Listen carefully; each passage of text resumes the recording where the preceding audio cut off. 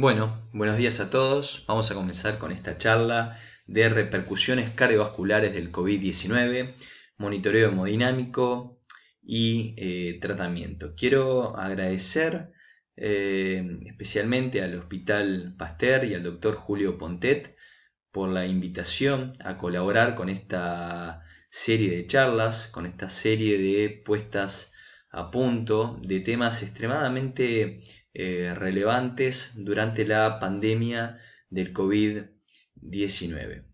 A medida que avanzamos durante la charla vamos a ir respondiendo algunas preguntas. ¿Cuáles son las posibles repercusiones del COVID-19 a nivel cardiovascular y sus presentaciones atípicas? ¿De qué forma puedo realizar un correcto monitoreo hemodinámico basado en la evidencia de los pacientes críticos por COVID-19? ¿Y cuáles son las medidas y tratamientos más eficaces basados en la evidencia para el manejo de los pacientes con inestabilidad hemodinámica por COVID-19? Es así que entonces vamos a comenzar respondiendo la primera pregunta de cuáles son las posibles repercusiones del COVID-19 a nivel cardiovascular y sus presentaciones atípicas. Como muchos de ustedes ya saben, el COVID-19 es similar en un 80% al SARS del 2003, por lo cual yo voy a compartir con ustedes algunos artículos que refieren al SARS del 2003. Este artículo publicado en The Lancet, titulado Progresión clínica y carga viral en un brote comunitario de neumonía por SARS asociada a coronavirus. 75 pacientes hospitalizados durante 3 semanas, de los cuales 2 de 5 casos fatales donde el infarto de miocardio fue la causa de muerte a los 13 y 17 días.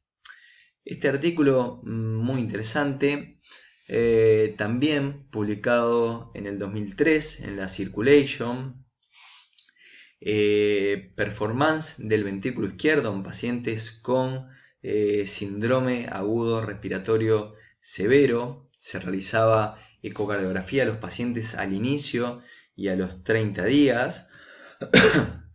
46 pacientes con diagnóstico clínico establecido de SARS fueron estudiados prospectivamente. Los exámenes ecocardiotorácicos se realizaron en la etapa aguda de la infección y 30 días después. 14 pacientes, 30.4%, requirieron asistencia respiratoria mecánica. Esto es importante destacar, que los pacientes con enfermedad cardíaca previa fueron excluidos del estudio y en ellos se observó un deterioro diastólico subclínico sin afectación sistólica en pacientes con SARS. Además, una disminución en la fracción de eyección del ventrículo izquierdo se correlacionó moderadamente con un nivel elevado de lactato deshidrogenasa. También se pudo ver que el deterioro podía ser reversible durante la etapa de recuperación clínica. Aquí yo les voy a presentar los datos ecocardiográficos más relevantes. Fíjense ustedes el índice de rendimiento miocárdico, que es el índice de TEI, con un valor normal de 0.4. Habitualmente ya no es un índice que se utilice.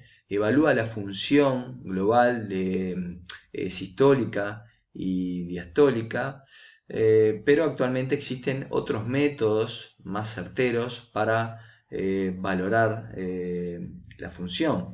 Fíjense ustedes, al inicio los pacientes tenían 0.42 más menos 0.13 y había una diferencia estadísticamente significativa a los 30 días donde presentaban un valor en torno a 0.33 más menos 0.09. Fíjense ustedes el tiempo de relajación isovolumétrica, que presenta un valor en torno a 74 a 90, eso depende un poco de la edad, y valora la función diastólica del ventrículo izquierdo. Al inicio los pacientes presentaban un valor en torno a 102.9 más menos 15.7, disminuyendo estos valores, haciéndose normal a los 30 días, donde presentaban un valor de 81.6 más menos 14.7. Luego el FPV, que es la velocidad de propagación de flujo ventricular izquierdo, también para valorar la función diastólica del ventrículo izquierdo, con un valor normal mayor a 50 centímetros por segundo.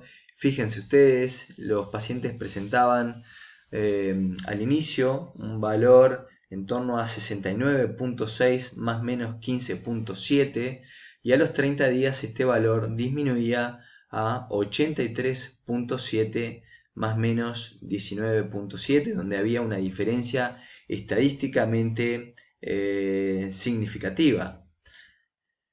El gasto cardíaco, al inicio los pacientes presentaban en torno a 4.69 más menos 1.01, y a los 30 días presentaban un gasto cardíaco de 5.49 más menos 1.04, donde había una diferencia estadísticamente significativa al inicio y a los 30 días. El Doppler tisular, la velocidad miocárdica diastólica temprana, fíjense ustedes, los pacientes presentaban también al inicio un valor de 17.3 más menos 4.2, y a los 30 días los pacientes presentaban un valor en torno a 19.3 más menos 4.8, con una diferencia estadísticamente significativa. La fracción de eyección por el método de Simpson biplano, no había una diferencia, no era significativa la diferencia. Fíjense ustedes, los pacientes presentaban al inicio un valor en torno a 70.5 más menos 6.1, y a los 30 días un valor de 71.2 más menos 5.3.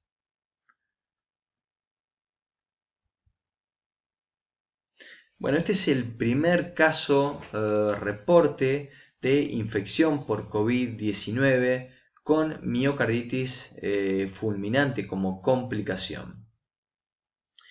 Un hombre de 63 años con confirmación de COVID-19, exfumador hasta hace 20 años, este era el único antecedente que el paciente presentaba.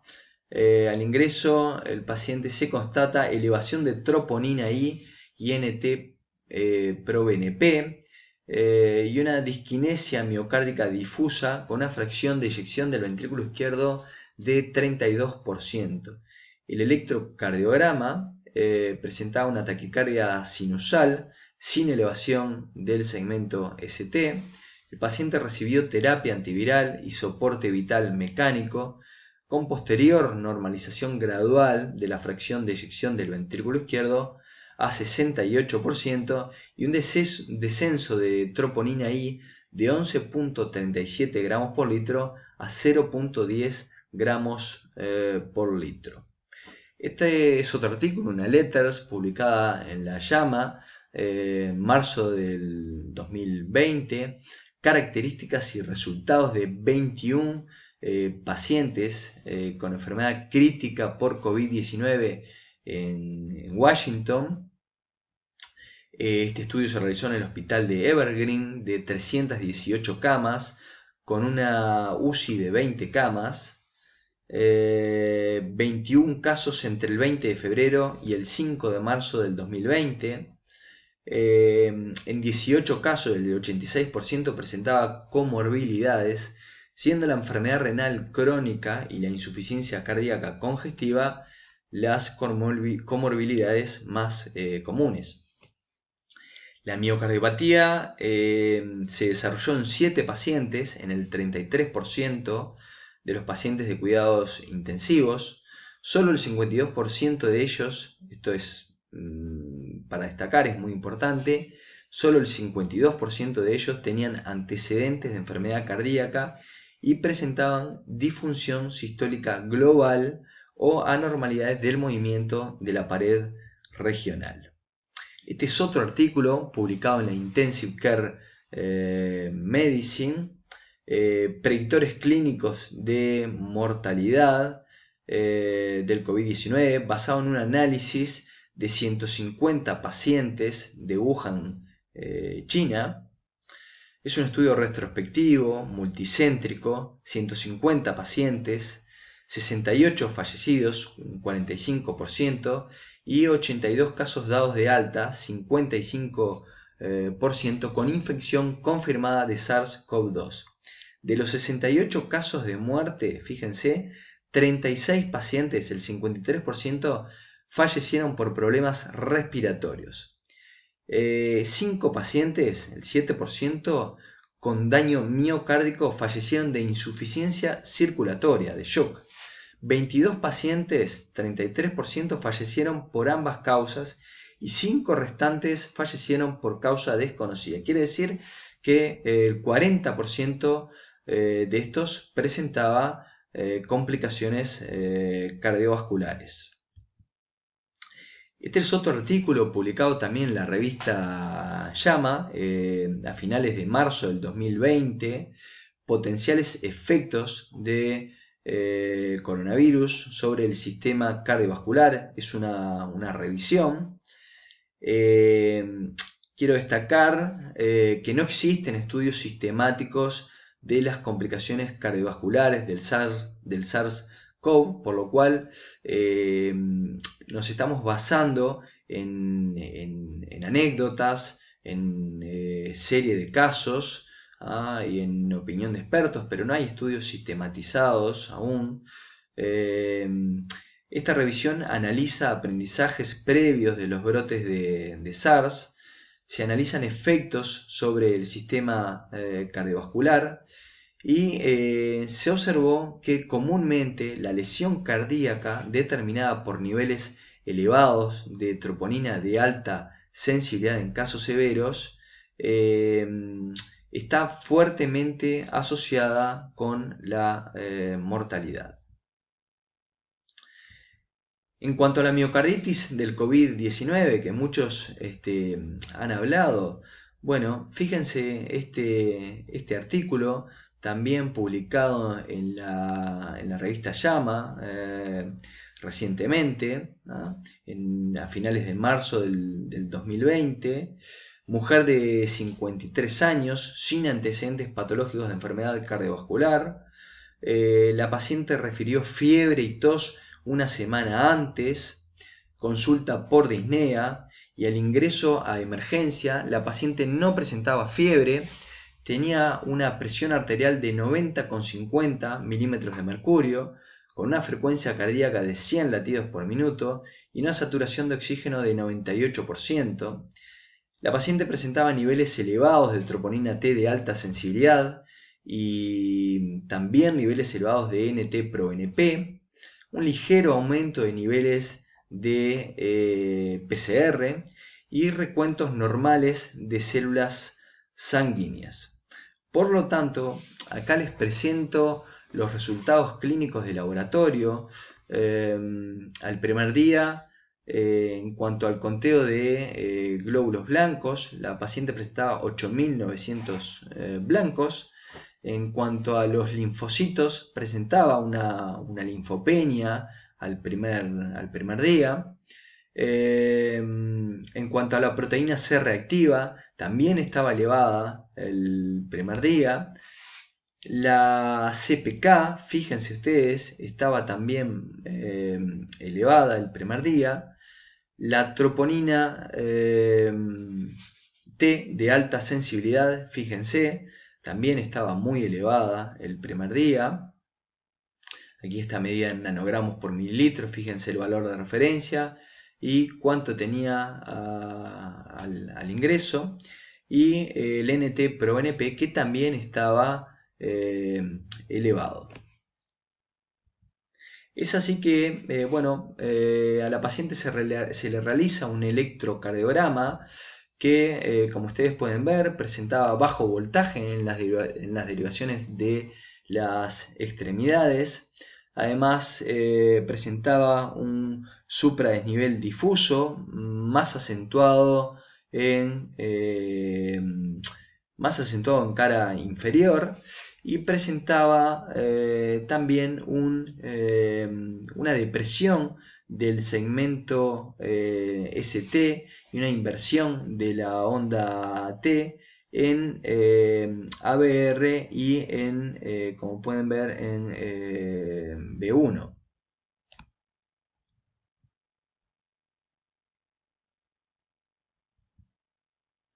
A la paciente se le realizó angiografía coronaria urgente, sin lesiones, hisopado nasofaringio que fue positivo para SARS-CoV-2,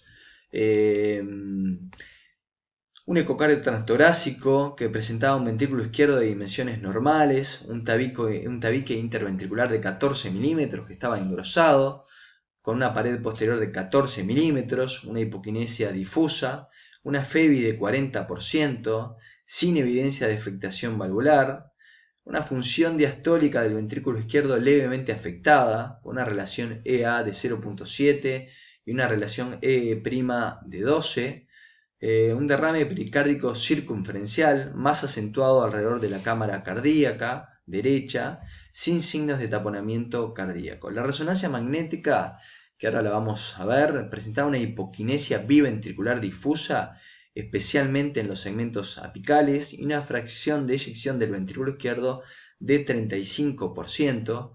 Las secuencias T2 mostraban marcado edema intersticial biventricular de miocardio, y la rayos X de tórax, fíjense ustedes, sin elementos patológicos a destacar.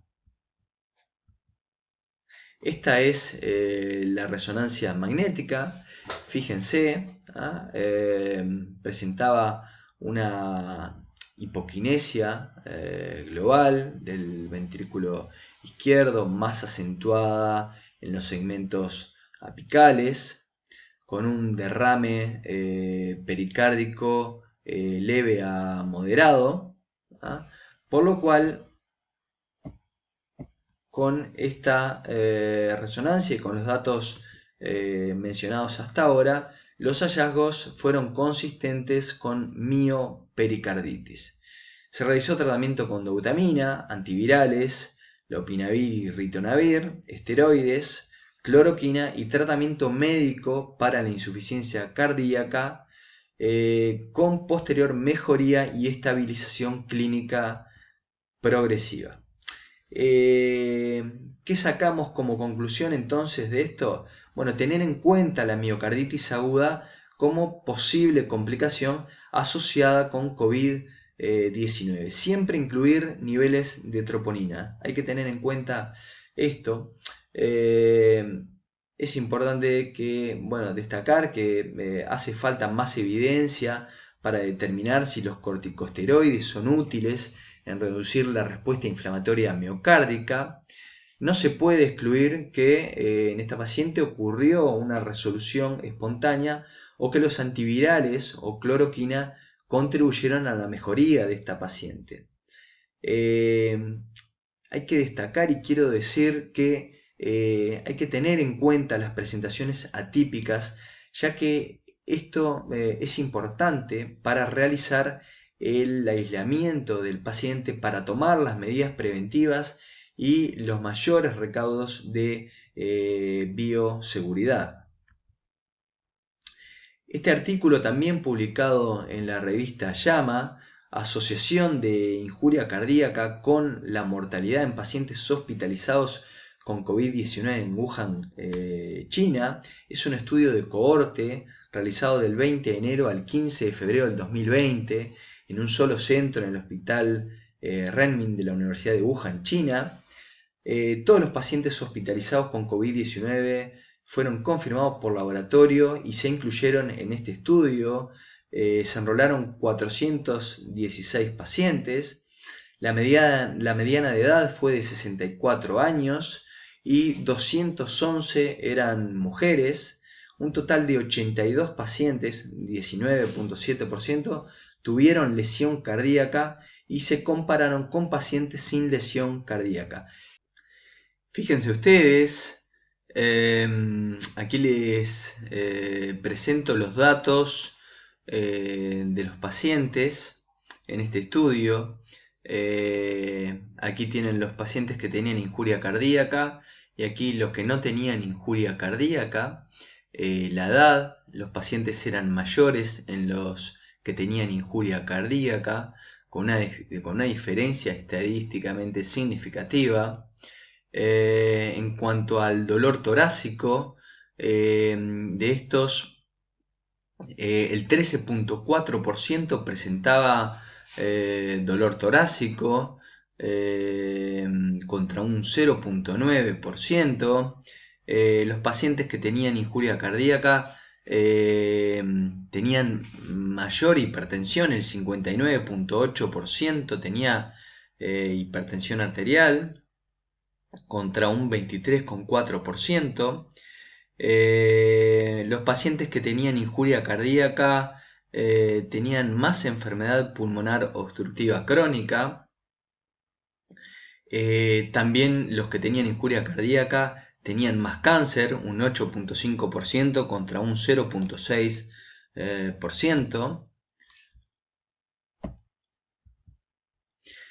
Bueno, en cuanto a los datos de laboratorio, fíjense, la linfopenia era mayor en los pacientes con injuria cardíaca, la proteína C reactiva también era mayor en los pacientes que tenían injuria cardíaca, la procalcitonina también estaba más elevada en los pacientes con injuria cardíaca. Fíjense que había claramente una diferencia estadísticamente significativa. En cuanto a la troponina I de alta sensibilidad, vean ustedes, era mayor en los pacientes que tenían injuria cardíaca. Y este dato, un dato radiológico interesante, los pacientes que tenían injuria cardíaca tenían mayor porcentaje, el 91.5% presentaba neumonía bilateral. En cuanto al tratamiento de los pacientes que tenían injuria cardíaca, requirieron mayor ventilación no invasiva y también mayor ventilación mecánica invasiva. Glucocorticoides recibieron el 87.8% de los pacientes con injuria cardíaca contra un 69.5%. Los pacientes que tenían injuria cardíaca presentaron mayor complicación de síndrome de distrés respiratorio agudo, un 58.5% contra un 14.7%. Injuria renal aguda también era mayor en los pacientes con injuria cardíaca. Las alteraciones hidroelectrolíticas también eran mayor en los pacientes con injuria cardíaca. Los desórdenes de la coagulación mayor en los pacientes con injuria cardíaca. Y fíjense, los fallecimientos fueron mayor, un 51.2% de los pacientes que tenían injuria cardíaca fallecieron contra un 4.5%. Esto es un estudio que salió recientemente, hace 4 días. Son 4 casos clínicos publicados en la Circulation. No vamos a hablar de cada caso clínico, pero sí yo saqué algunos elementos que me parecían muy importante destacar. Todos estos pacientes presentaban síntomas de presentación predominantemente de naturaleza cardíaca, sin síntomas sugerentes de infección. Esto es una pregunta que debemos tener en cuenta. Sin angioconografía en respuesta a cambios en el electrocardiograma y troponina positiva. Es un elemento que tenemos que tener en cuenta en estos pacientes que, bueno, que vienen con síntomas predominantemente de naturaleza cardíaca y que, bueno, tenemos que muchas veces hacer una valoración detallada del paciente, de la historia clínica del paciente, de cómo fue que todo comenzó, de los síntomas que presenta el paciente, para decidir en ese momento si debemos realizar senangioconografía. Aquí esto es un elemento muy importante a tener en cuenta porque tenemos que tomar todos los recaudos de bioseguridad y por eso pienso que cada especialidad, cada sala debe tener su protocolo de bioseguridad. Bueno, el ECMO muestra utilidad clínica. Su utilidad es muy limitada en la pandemia actual debido a los amplios recursos necesarios para proporcionar la terapia y la disponibilidad limitada. Sin embargo, déjenme decirle que hay lugares que se está utilizando el ECMO como terapia para los pacientes con insuficiencia respiratoria severa, refractaria. En estos pacientes podemos utilizar ECMO tomando siempre todas las medidas de bioseguridad, que es lo que, bueno, muchas veces puede dificultar esta terapia en estos pacientes. Se puede aplicar la técnica de veno-venosa para la insuficiencia respiratoria y sí se vio que en los pacientes que agregan shock luego durante la insuficiencia respiratoria, durante la evolución, bueno, ahí podemos aplicar como terapia de rescate colocando una cánula arterial y pasar a ECMO en la modalidad veno-arterial. El cateterismo de la arteria pulmonar, déjenme decirle que en estos pacientes se insertó un catéter en la arteria pulmonar.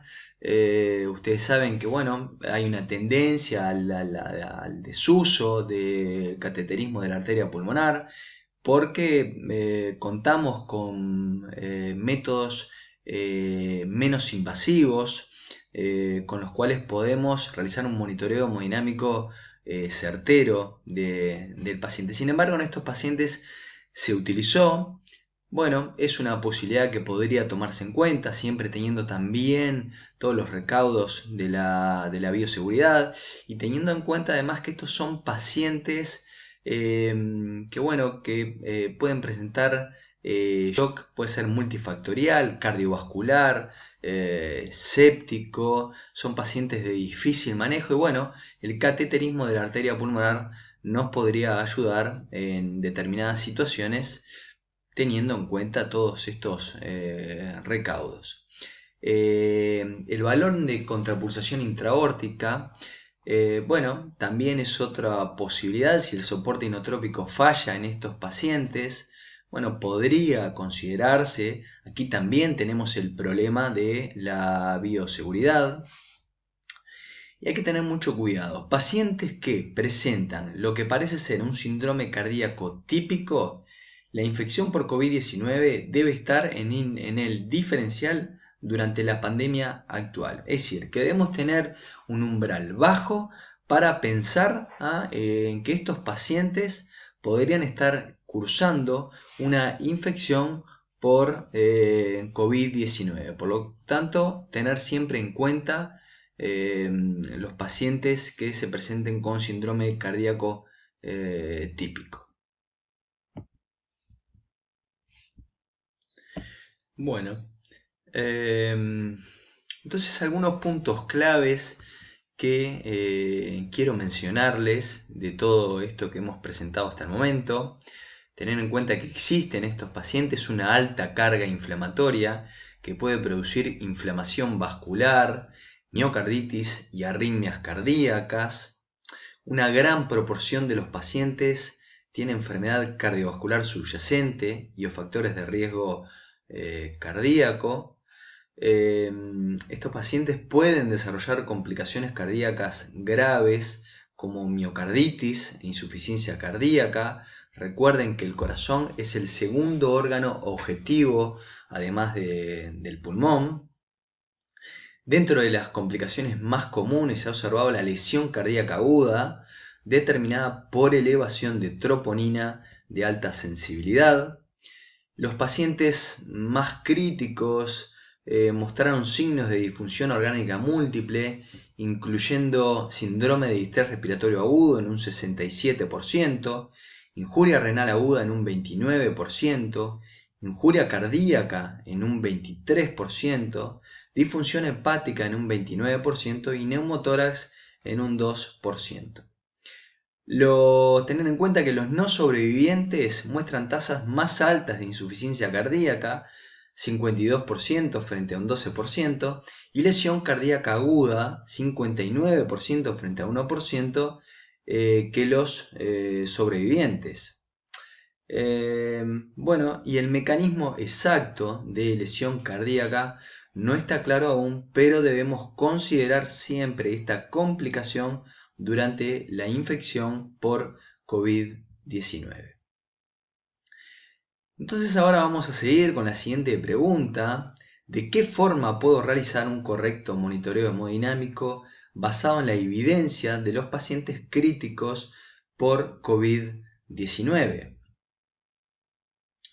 Este es un artículo que salió hace unas semanas, donde se reunieron 34 expertos de más de 12 países para establecer las recomendaciones de la campaña de Sobreviviendo a la Sepsis para el manejo de los pacientes críticos con enfermedad por coronavirus del 2019. Tengan en cuenta que la prevalencia informada de shock en pacientes adultos con COVID-19 es muy variable, va del 1% al 35%, esto dependiendo de la población de pacientes estudiados, de la gravedad de la enfermedad y la definición de shock. Estos pacientes rara vez se presentan en estado de shock al ingreso, habitualmente instalan shock durante la evolución. El pronóstico de pacientes con COVID-19 y shock no se ha informado sistemáticamente. Existe un estudio de 150 pacientes de 2 hospitales de Wuhan, China, donde el shock fue una de las principales causas de muerte en un 40% y puede al menos en parte deberse a miocarditis fulminante. Quiero decirles que, por ejemplo, aquí en Uruguay, la mayoría de los pacientes han fallecido por insuficiencia circulatoria, por shock. Quiere decir que, bueno, como lo hemos mencionado, la prevalencia informada de shock es muy variable. En cuanto a la etiología del shock en COVID-19, bueno, esto puede deberse a disfunción miocárdica, donde se desconoce el mecanismo, o puede deberse a toxicidad viral, potencialmente directa, o por síndrome coronario agudo, estrés o miocardiopatía inflamatoria. Tener en cuenta también que estos pacientes presentan infección bacteriana secundaria, que también puede ser una causa del shock, y la presencia de tormenta de citoquinas por la sepsis como causa también del shock. Fíjense ustedes, la revista Lancet informa infecciones bacterianas secundarias en un 20% de los no sobrevivientes, y en la revista Intensive Care Medicine se informan infecciones bacterianas secundarias en un 16% de los no sobrevivientes. Entonces, ¿qué hacemos? Bueno, ustedes saben que el médico intensivista, el médico emergencista, el anestesista, todo médico que trabaja con pacientes graves debe saber realizar POCUS, ecografía point of care. Hoy es parte de la semiología del paciente. Y yo quiero destacar que hoy en día pienso que el médico que trabaja con paciente grave, más que POCUS, debe saber utilizar y aplicar ecografía en el paciente grave. Entonces, bueno, dentro de las recomendaciones se debe realizar POCUS, si puede, para evaluar la disfunción grave del ventrículo izquierdo y del ventrículo derecho. Extraer siempre sangre para saturación venosa central de oxígeno, y en caso de que tengan colocado un catéter en la arteria pulmonar, bueno, saturación venosa mixta de oxígeno. Siempre solicitar troponina, NT-proBNP, lactato, realizar electrocardiograma de 12 derivaciones y calcular el gasto cardíaco estimado. Quiero decir que esto es importante tener en cuenta: no ordenar ecocardio transtorácico de rutina en pacientes con COVID-19.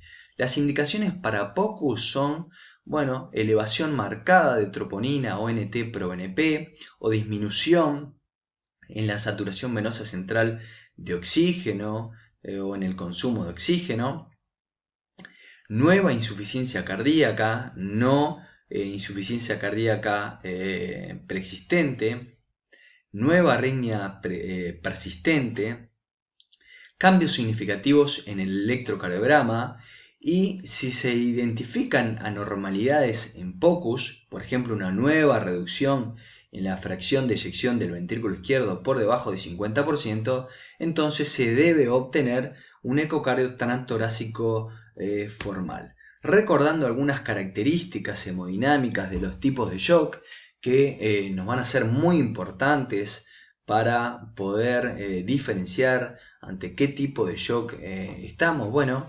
el shock cardiogénico, recuerden que el gasto cardíaco habitualmente está disminuido, con una resistencia vascular sistémica que están aumentadas, una PCP, presión de enclavamiento, que está aumentada, y una saturación venosa central de oxígeno disminuida. En el shock distributivo, sepsis por citoquinas o anafiláctico, el gasto cardíaco va a estar, recuerden, aumentado, la resistencia vascular sistémica disminuida, la PCP disminuida y la saturación venosa central de oxígeno aumentada. El shock obstructivo cursa con gasto cardíaco disminuido y resistencias vasculares sistémicas aumentadas, una PCP aumentada y una saturación venosa central de oxígeno disminuida.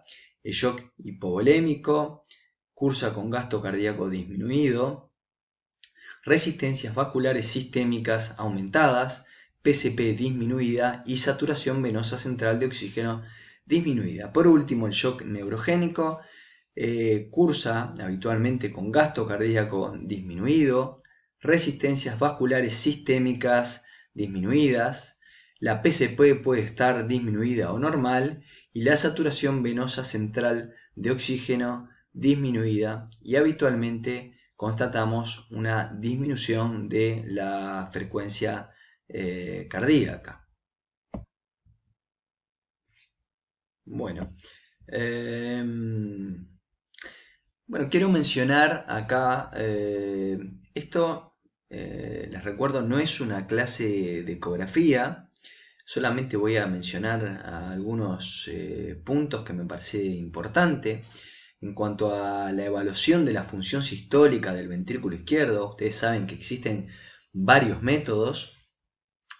Yo les voy a dejar acá, les presento acá la evaluación subjetiva visual de la función global del ventrículo izquierdo. Esto está plenamente aceptado por su facilidad, por su aplicabilidad. Tiene alguna desventaja, como ser que se requiere entrenamiento, se requiere experiencia para poder valorar la función global del ventrículo izquierdo con el ojo por ciento.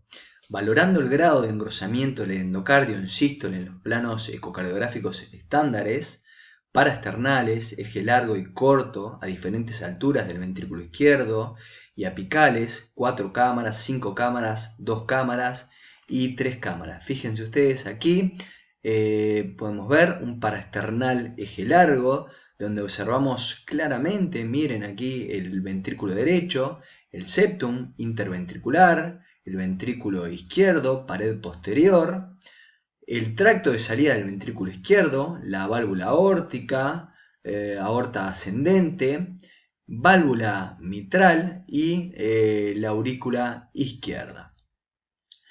Fíjense, se observa claramente, existe un engrosamiento adecuado de las paredes del ventrículo izquierdo, con una buena contractilidad del ventrículo izquierdo. Este es un paraesternal eje corto, donde observamos, a nivel de los músculos papilares.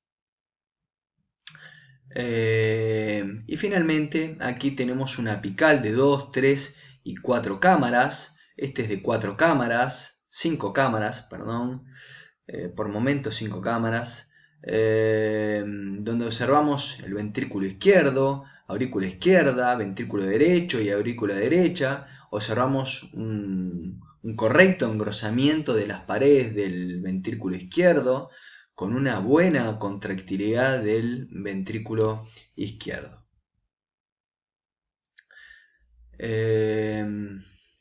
Miren ustedes aquí una apical de 4 cámaras, fíjense el ventrículo izquierdo, no existe un adecuado engrosamiento de las paredes ni una adecuada contractilidad.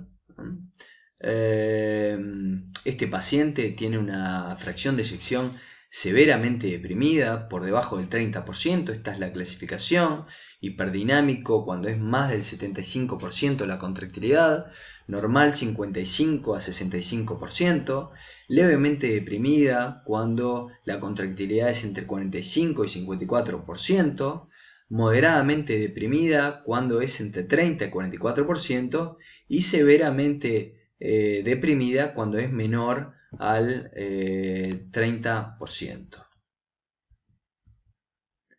Vuelvo a mostrar para que puedan observar el ventrículo izquierdo con una fracción de eyección severamente deprimida. Bueno, ¿y podemos estimar presiones por ecocardio transtorácico? Bueno, la respuesta es que sí podemos hacerlo. Es un método no invasivo de estimar presiones. ¿Cómo? Bueno, mediante el Doppler pulsado y el Doppler tisular podemos estimar las presiones. No vamos a hablar de detalles de esto, pero sí les voy a dejar simplemente algún ejemplo. Esto es un Doppler pulsado a nivel de la válvula mitral, donde vemos la onda E y la onda A. Esto es un Doppler tisular realizado a nivel septar, con el marcador a nivel de la inserción de las valvas de la válvula mitral, ¿sí? A nivel septal y a nivel lateral. Y con eso nosotros podemos estimar presiones, por ejemplo, la presión de aurícula derecha, realizando la relación E' cuando es menor a 8. Esto nos habla que generalmente existe una presión de aurícula izquierda normal. Cuando la relación E' es mayor a 15, nos habla de que generalmente existe una presión de aurícula izquierda alta. Podemos estimar también la presión capilar pulmonar de Wedge, fíjense con la fórmula de Nagué, donde es muy sencilla, 1.24 por la relación E' más 1.9. Recordar siempre que la PCP no predice, no es un buen predictor de la respuesta a fluidos. Otro ejemplo, cuando tenemos una E' baja y una relación E' alta, esto puede sugerir edema hidrostático más que edema pulmonar inflamatorio y nos ayuda a diferenciar esto. Bueno, en cuanto a la fluidoterapia, la primera recomendación que nos hacen las guías en adultos con COVID-19 y shock, se sugiere usar parámetros dinámicos de temperatura de la piel, tiempo de relleno capilar y o lactato sérico sobre los parámetros estáticos en la evaluación de la respuesta a fluidos. Esto es una recomendación débil, con una evidencia de baja calidad. Este artículo es una revisión sistemática y un metaanálisis de 3 estudios controlados aleatorizados con un N de 1652. El uso de la evaluación dinámica para guiar la fluidoterapia reduce la mortalidad, la duración de la estancia en la unidad de cuidados intensivos y la duración de la ventilación mecánica. Entonces, entre los parámetros dinámicos examinados, la elevación pasiva de miembros inferiores, seguida de la variación de la presión de pulso y la variación del volumen sistólico, parecen predecir la capacidad de respuesta a volumen con la máxima precisión. Entonces aquí tenemos a Julio pidiéndole a la enfermera que le haga una carguita, esto lo hemos escuchado muchas veces, de 500 mililitros de suero fisiológico. Ustedes saben que esto es muy común, que bueno, que el médico, cuando la enfermera viene a decirle que el paciente está hipotenso, se le diga hacerle una carguita. Pero estas carguitas no están exentas de riesgos.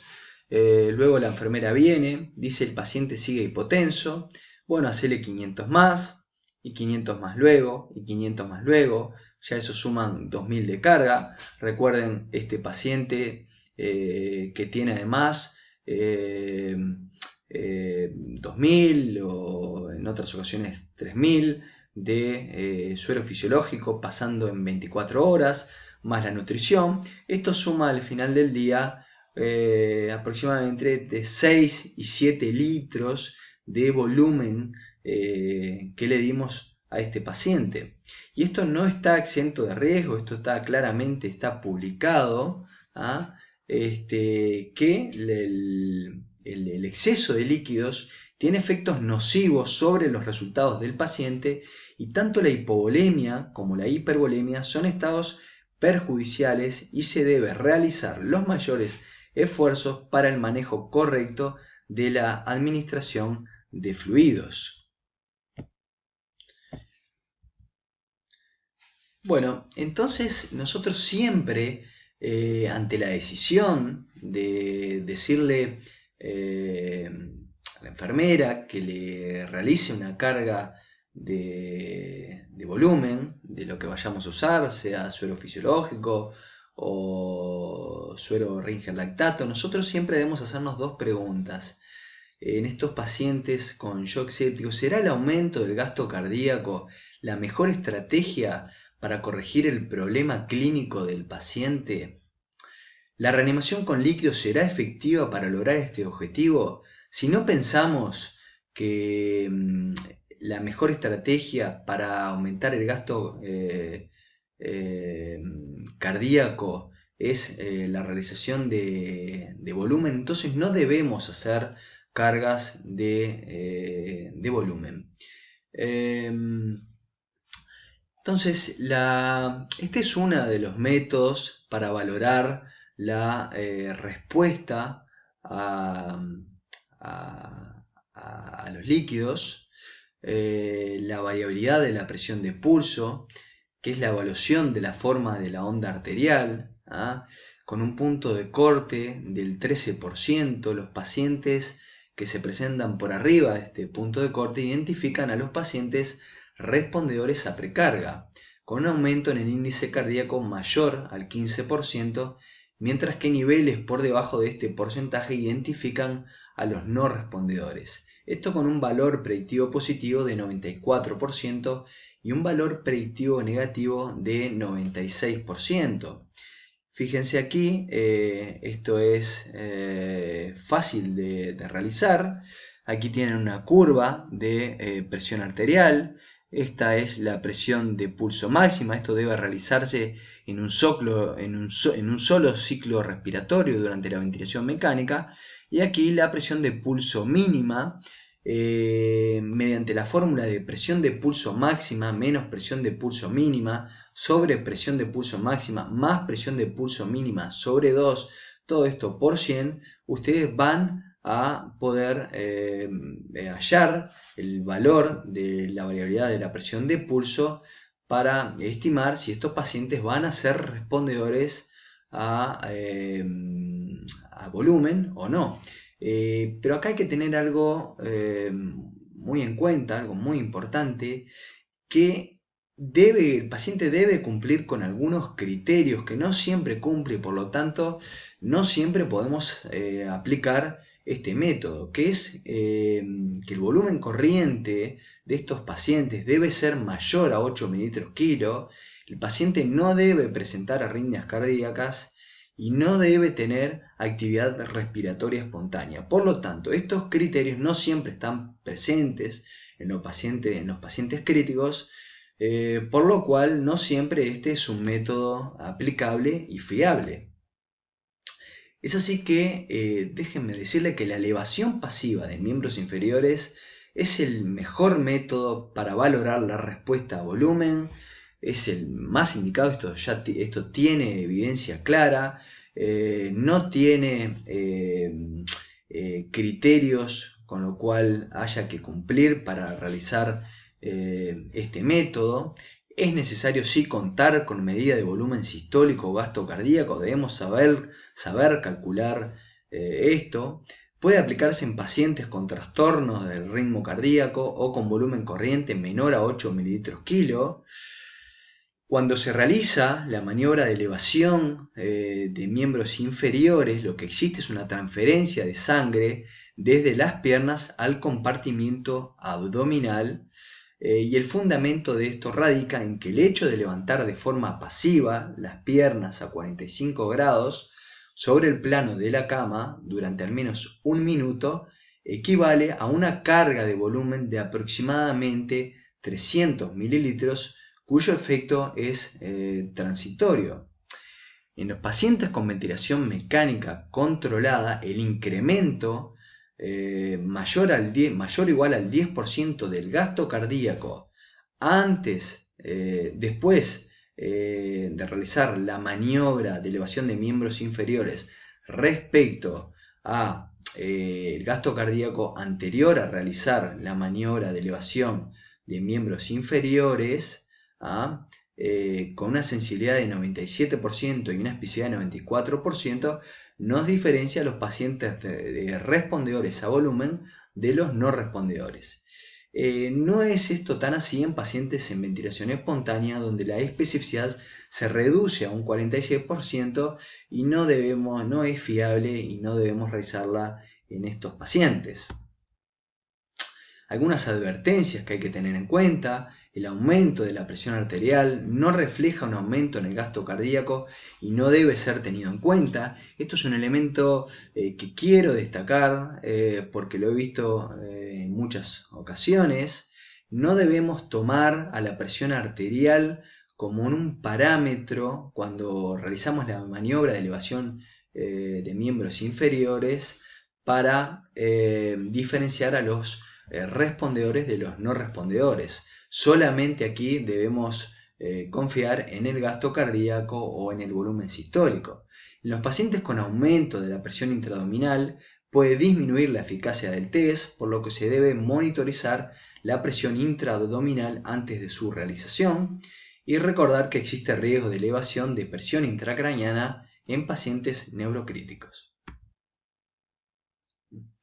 En cuanto a la estimación del gasto cardíaco, algunos detalles a tener en cuenta. Ustedes saben que el gasto cardíaco es un parámetro estimativo de la función global del sistema cardiovascular, que es resultado del producto de la frecuencia cardíaca por el volumen sistólico medido en mililitros por latido. Es una medición en tiempo real, independientemente de la presencia de hipokinesia regional y o de disfunción valvular. Entonces el volumen sistólico se calcula evaluando el BTI por el área de sección transversal El área de sección transversal se calcula 0.785 por el diámetro del tracto de salida del ventrículo izquierdo al cuadrado.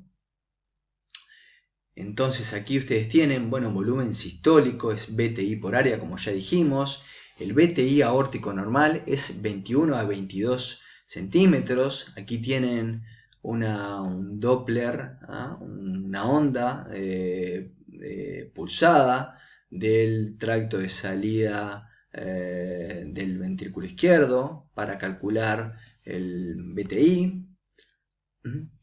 El procedimiento para medir el gasto cardíaco deben obtener un enfoque paraesternal, eje largo del corazón, deben asegurarse de que no hay estenosis aórtica, luego congelar la imagen en sístole, mida el diámetro del tracto de salida del ventrículo izquierdo, el cual se mide 0.5 centímetros, como ustedes pueden ver aquí lo que se realizó, esto es un eje largo paraesternal, con una amplificación de la imagen, y aquí tienen el anillo aórtico y este es el tracto de salida del ventrículo izquierdo que debe medirse 0,5 centímetros por detrás del anillo aórtico. Luego obtenga un plano apical de 5 cámaras, fíjense ustedes, 4 cámaras y ahora, 5 cámaras, aquí tienen claramente el tracto de salida, fíjense. Coloquen la opción Doppler de onda pulsada en el tracto de salida del ventrículo izquierdo, deben colocar ahí flujo color, colocar la onda pulsada a ese nivel, en el tracto de salida del ventrículo izquierdo, en el 5 cámaras, justo por debajo de la válvula aórtica. Esta es la válvula aórtica, justo por debajo deben colocarlo y ahí calcular el BTI. Aquí tienen una imagen de una onda de Doppler pulsado donde se calcula el BTI. Bueno, con respecto a la vena cava inferior, quiero mencionar algunas cosas muy importantes. Tenemos que tener bien claro, diferenciar, no es lo mismo colapsabilidad de la vena cava inferior que distensibilidad de la vena cava inferior. Cuando el paciente está en respiración espontánea, ahí hablamos de colapso de la vena cava inferior, no hablamos de índice de distensibilidad. Y no es útil para valorar la respuesta a fluidos. Lo que valoramos con el colapso de la vena cava inferior es la presión de aurícula derecha. En los pacientes que están con ventilación mecánica pasiva, ahí sí podemos hablar de distensibilidad de la vena cava inferior, pero ustedes deben tener en cuenta que estos pacientes, para que estas medidas sean confiables, para valorar la respuesta a fluidos con el índice de distensibilidad de la vena cava inferior, debe cumplir una serie de criterios. Como ustedes pueden ver aquí, volumen corriente mayor o igual a 8 ml/kg, el paciente no debe tener respiraciones espontáneas y debe estar sin alteraciones del ritmo cardíaco. Este es un método que yo diría no es muy recomendable. Yo ya les hablé de que el método más recomendable es la elevación de los miembros inferiores. Tiene muchas desventajas el método de la vena cava inferior. Es difícil encontrar pacientes que cumplan con estos criterios y si el paciente no cumple con estos criterios no debemos confiar en la valoración de la vena cava inferior. Y si ustedes piensan, estos pacientes que habitualmente desarrollan síndrome de distrés respiratorio agudo, que como mencionó la doctora Imperio en la charla acerca del manejo respiratorio, ustedes saben que deben ser manejados con volúmenes corrientes bajos, entre 4 y 6 ml/kg, por lo tanto es muy difícil que vayamos a encontrar un paciente con un volumen corriente mayor a 8 ml/kg. Esta es la fórmula, diámetro máximo menos diámetro mínimo sobre diámetro mínimo por 100. Esto se realiza con un modo M, donde el punto de corte del índice de distensibilidad que nos va a diferenciar a los pacientes respondedores de los no respondedores es de 18%, es decir, cuando presenta por encima de 18% nos habla de que son pacientes respondedores cumpliendo con los criterios que ya hemos mencionado, con una sensibilidad y una especificidad mayor al 90%. Esta es otra fórmula, algo más compleja, yo prefiero usar la primera. Esta segunda es diámetro máximo menos diámetro mínimo sobre 0.5 por diámetro máximo más diámetro mínimo por 100, con un punto de corte de 12%. Pero tengan en cuenta, y lo vuelvo a repetir porque he visto que hay una tendencia a utilizar muchísimo la vena cava inferior, no teniendo siempre en cuenta estos criterios, por lo cual si no cumple con estos criterios no debemos utilizar la valoración de la vena cava inferior para diferenciar a los pacientes respondedores de los no respondedores a volumen. Aquí tienen simplemente dos ejemplos. Un paciente, esto es la vena cava inferior, debe medirse por debajo de la vena suprahepática, a 2 centímetros de la aurícula derecha. Fíjense, aquí se observa claramente que no existe prácticamente diferencia en la inspiración y la expiración, y en este paciente bueno, se ve claramente que existe una diferencia entre la inspiración y la expiración, y ustedes pueden ver aquí 1.06 centímetros contra 1.95 centímetros. Esto es la aurícula derecha y la vena cava inferior llegando a aproximadamente a 2 centímetros de la aurícula derecha. Bueno, continuando y por último con la última pregunta, ¿cuáles son las medidas y tratamientos más eficaces basados en la evidencia para el manejo de los pacientes con inestabilidad hemodinámica por COVID-19? Este artículo, que es una revisión sistemática y un metaanálisis de 7 estudios controlados aleatorizados con un N de 1301, en comparación con la terapia guiada por saturación central venosa de oxígeno, se vio que la terapia dirigida al aclaramiento temprano del lactato se asoció con una reducción de la mortalidad, menor estadía en la unidad de cuidados intensivos y menor duración de la ventilación mecánica, por lo cual nos sugiere utilizar la terapia dirigida con el aclaramiento temprano de lactato. Sin embargo, debemos tener en cuenta que un nivel alto de lactato no siempre nos indica hipovolemia.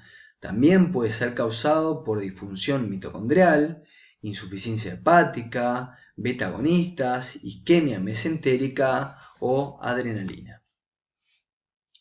Esto es otro artículo, el relleno capilar. Es una maniobra fácil de aplicar, el objetivo es obtener un tiempo de relleno capilar menor a 3 segundos. La prueba de llenado capilar cada 30 minutos en este estudio se asoció con una reducción no significativa de la mortalidad en comparación con el lactato sérico.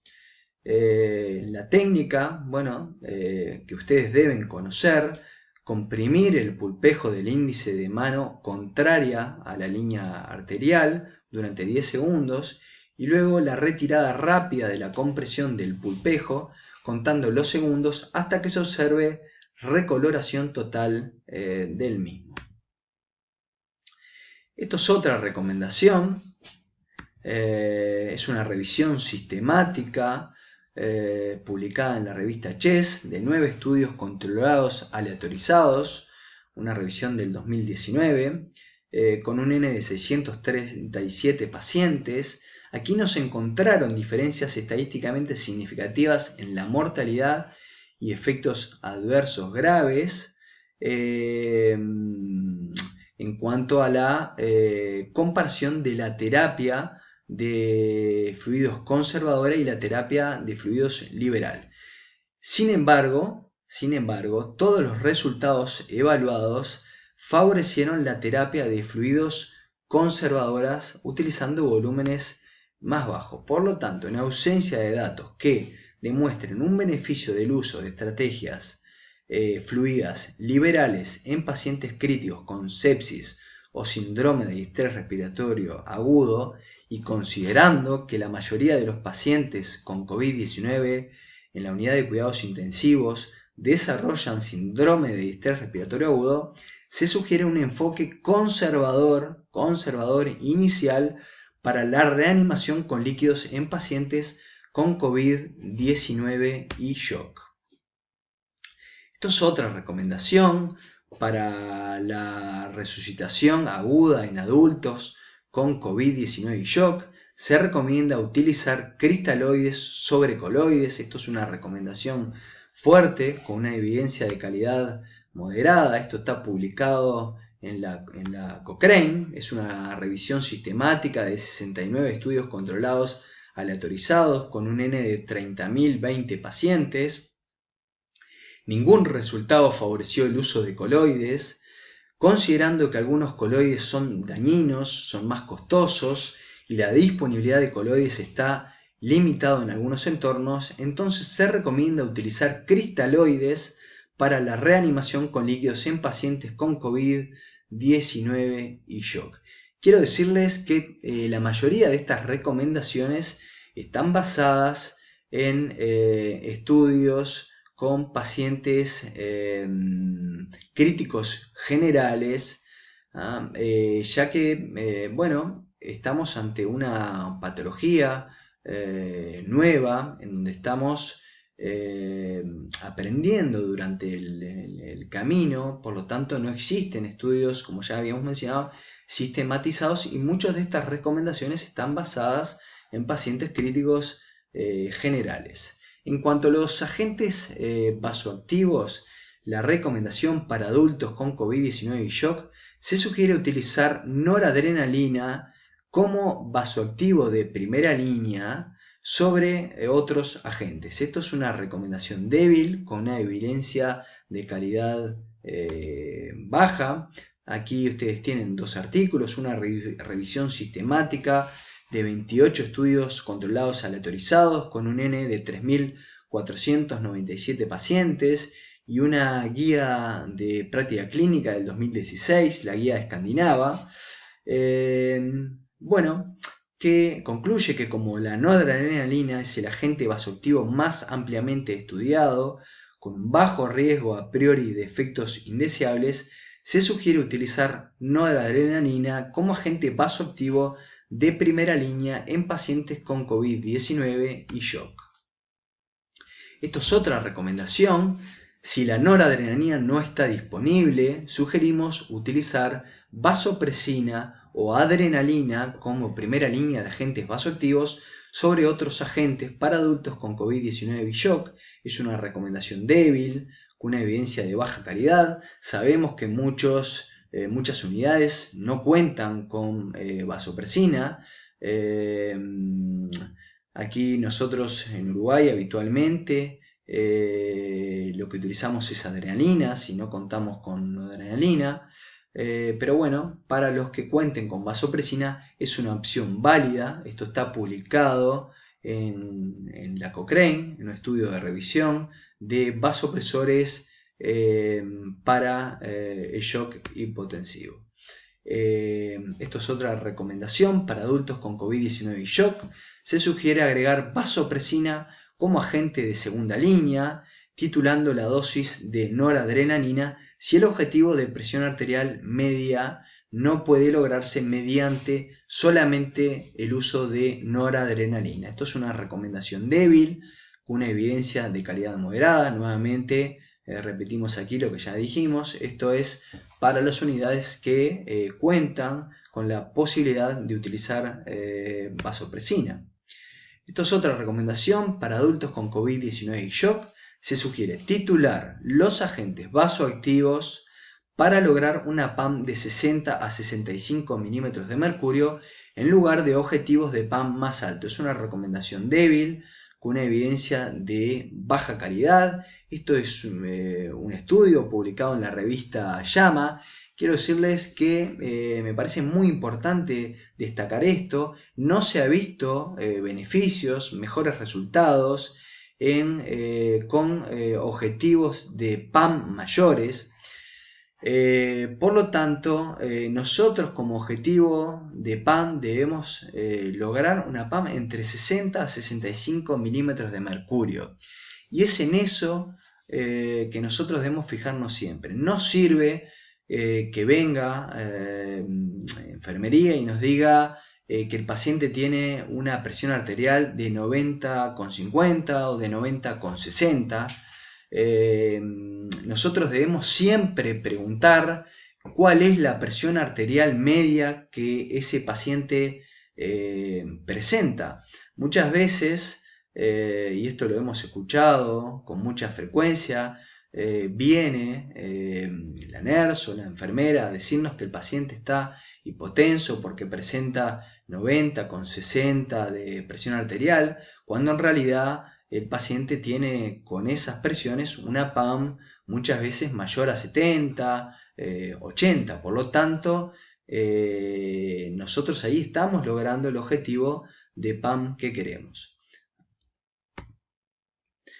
Esto es otra recomendación para adultos con COVID-19 y shock, con evidencia de disfunción cardíaca y persistencia de hipoperfusión a pesar de la reanimación con líquidos y noradrenalina. Se sugiere agregar dobutamina sobre el aumento de la dosis de noradrenalina. Esto es una recomendación débil, con una evidencia de muy baja calidad, pero sí debemos tener en cuenta que cuando vamos a agregar dobutamina, debemos tener la certeza de que el paciente tiene disfunción cardíaca o persistencia de elementos de hipoperfusión a pesar de la reanimación con líquidos y noradrenalina. Si no, no debemos utilizar esta droga. Respecto a los corticosteroides, se sugiere para adultos con COVID-19 y shock refractario el uso de dosis bajas de corticosteroides. Esto es una recomendación débil con una evidencia de baja calidad. Hay que destacar esta observación. Un régimen típico de corticosteroides en shock séptico es la hidrocortisona intravenosa, 200 miligramos por día, administrado como infusión o dosis intermitentes, que podemos utilizar 50 miligramos cada 6 horas. Y esto es una revisión de 22 estudios controlados aleatorizados con un N de 7.297 pacientes, donde se compara la terapia con corticosteroides en dosis bajas versus ningún corticosteroide en pacientes adultos con shock séptico. Se vio que si bien no hay efectos sobre la mortalidad a corto o largo plazo, y existía un aumento de la incidencia de efectos adversos, pero se observó una menor duración del shock, menor asistencia respiratoria mecánica y menor estadía en la unidad de cuidados intensivos. Por lo cual se sugiere en los pacientes con shock refractario la utilización de corticosteroides a dosis bajas. Bueno, en suma, resumiendo lo que hemos hablado hasta ahora del tratamiento, esto es un cuadro que armé, que resume de una manera muy sencilla el tratamiento y las acciones. En cuanto a los fluidos, bueno, tener cuidado, recordar que estos pacientes con COVID-19, estos pacientes graves desarrollan muy frecuentemente injurias renales, muy habitual en estos pacientes. Las acciones en cuanto a los fluidos, debemos tener un manejo conservador de fluidos según necesidad, valorando la respuesta a volumen con las maniobras que ya hemos mencionado, realizar vasopresores de forma precoz, temprana, valorar el uso de corticosteroides en el shock refractario. En cuanto a lo cardiovascular, Bueno, ojo con la miocardiopatía viral en estos pacientes, como ya hemos mencionado, tenerla en cuenta. Se han reportado arritmias ventricular y asistolía, e incluso estas complicaciones pueden ocurrir cuando los pulmones comienzan a recuperarse. En cuanto a las acciones, bueno, siempre tener en cuenta el ultrasonido de cuidados críticos para el monitoreo rápido de elaboración del ventrículo izquierdo con POCUS. Debemos estar entrenados en esta maniobra. Es importante la evaluación dinámica mediante POCUS. Tener especial preocupación por la miocarditis. Recuerden que estos pacientes pueden desarrollar miocarditis, y en caso de sospecharla o confirmarla, consulta temprana con cardiólogo ante una nueva función deprimida o la presencia de arritmia, y tener en cuenta el soporte inotrópico puede considerarse en estos pacientes. Por último, el alta basada en las recomendaciones de China, pacientes sin fiebre durante al menos 3 días, mejora sustancial de los pulmones en los estudios de imagen, remisión clínica de los síntomas respiratorios y 2 muestras de exudado nasofaringeo negativas para SARS. Bueno, recuerden, para terminar esta charla, el aislamiento social es lo que cambiará los resultados. Creo, sin lugar a dudas, que debemos trabajar en equipo para poder combatir esta pandemia. Será la única forma de que logremos mejores resultados. Y los dejo con esta frase: esto también pasará. Muchas gracias nuevamente al Hospital Pasteur y al doctor Julio Pontet por la invitación. Y bueno, nos encontramos pronto en este camino que debemos transitar juntos. Muchas gracias.